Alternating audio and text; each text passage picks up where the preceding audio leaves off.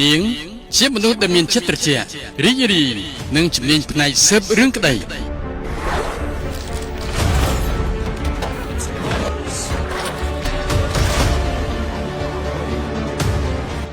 ចំណែកកនគឺជាមនុស្សដែលមានចិត្តក្តៅម៉ឺងម៉ាត់និងតែងតែឆេវឆាវចំពោះមនុស្សជុំវិញខ្លួន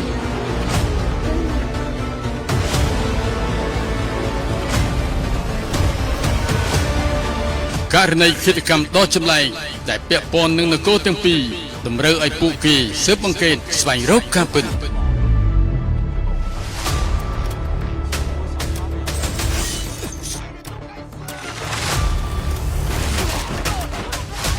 មនុស្សម្នាក់កំពុងស្វែងរកការពិតមនុស្សម្នាក់កំពុងស្វែងរកស្នេហាអ្នកទាំងពីរបានជួបគ្នា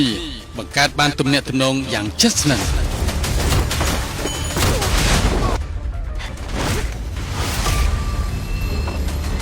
មនុស្សពីរនាក់មិនចុះសម្រុងនឹងគ្នាមនុស្សសញ្ចេតនាបានកែប្រែពួកគេឲ្យយកចិត្តទុកដាក់ចំពោះគ្នា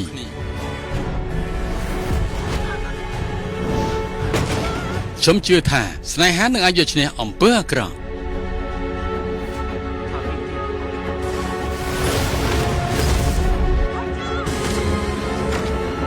ស្នេហាមិនត្រឹមតែជាអារម្មណ៍វាក៏ជាធម៌ពលជំរុញឲ្យឈ្នះគ្រប់ឧបសគ្គ